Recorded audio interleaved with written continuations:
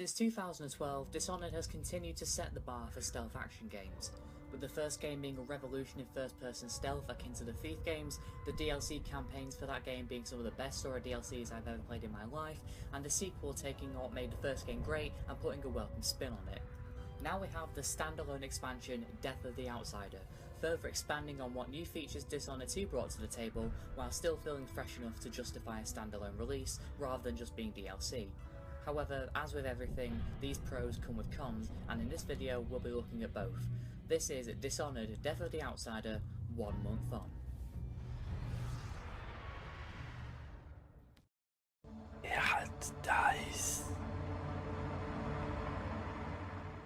So if you love Dishonored 2 and of course Dishonored 1, then you will love Death of the Outsider. The story remains as comprehensively mysterious as usual, with Billy Lurk rescuing the now elderly Dowd 15 years after betraying him, and attempts to rekindle their relationship by undertaking the biggest assassination contract ever, killing the Outsider. To do so requires a special twin-bladed knife that is locked in a safe in the bank vault located in the Upper Syria district that requires 2 keys to open, keys that belong to the leaders of the Eyeless cult. While in the process of stealing the blade, Billy discovers that Eleuterio Cienfuegos stole documents from the bank that informed Billy that the Eyeless have found a way to enter the Void somewhere in the Shinderi Mountains. Once Billy makes her way to the Void, which is littered with eyeless and envisioned cultists, she winds up touching the Eye of the Dead God, which enables her to see everything the Void has to offer, including the ritual site where the Outsider was sacrificed 4,000 years ago. She then has the option to kill him once and for all and will make him mortal and give him his life back, thus completing the contract one way or the other. Now honestly, it's not the worst story I've ever heard, but Billy's redemption story just does not hold a candle to Corvus from the original game. The story also offers more straightforward options in comparison to the other games, which, in Dishonored, is not so good. Their missions typically offer several ways to beat a mission, but the ones in Death of the Outsider just seem to be get from point A to point B, with contracts being offered during missions that usually have little to do with the main mission goals, which is a frankly blatant way to stretch out a 5-mission game longer than a couple of hours. These are the only notable drawbacks of the story, but like I said, it's not the worst, so I'm going to give the story a 7 out of 10.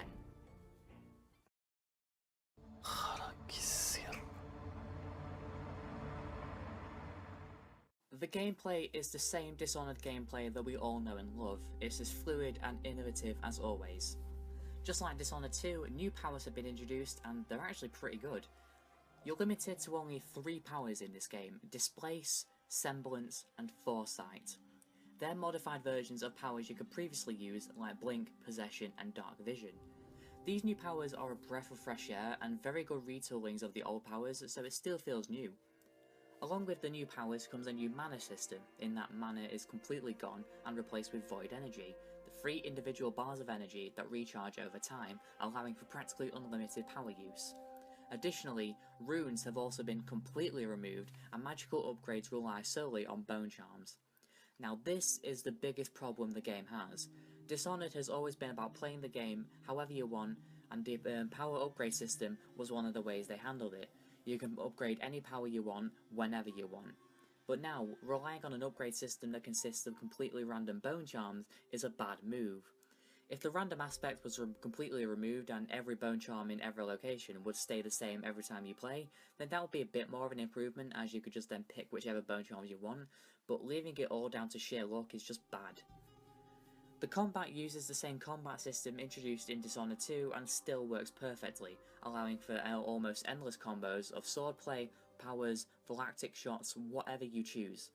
This gets further added upon when you obtain the twin-bladed knife, which gives you the ability to use Void Strike, which lets you stun and project enemies using the power of the Void.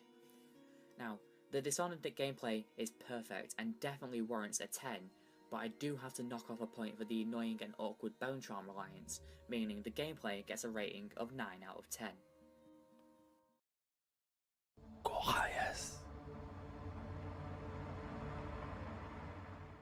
In terms of the design, as always, it's brilliant. Dishonored has a very unique art style, and while Dishonored 1 will always be my favourite looking of the series, Death of the Outsider still looks fantastic. Using the same art style from Dishonored 2, every second of the game is a treat on the eyes. going from the rustic, sunny look of the Upper Syria district to the grey and the lifeless look that is the Void. Everything the game can offer is spectacular. I've heard quite a few complaints about missions 2 and 3 using the same location and mission 4 reusing a location from Dishonored 2, but honestly, I have no issues with this whatsoever. The first game did it, and did it well. Even the second game did it. But not only did they reuse levels, they made enough changes to justify it.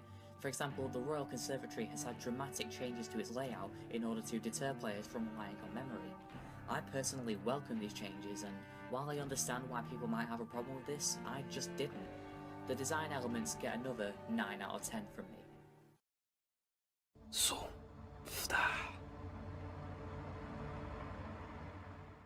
Right, replay value.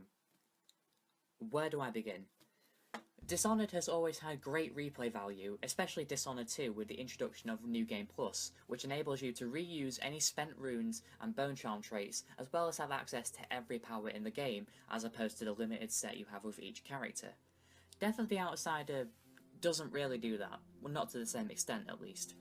Beating the game once unlocks Original Game Plus, which does nothing to the game but replace your powers with Blink, Dark Vision, and Domino. Now, I mean, yeah, these powers are okay. Redirected Blink is my favourite power in the entire series, but I've seen some criticism from people that they're tired of the same powers, and yeah, to a degree I do have to concur.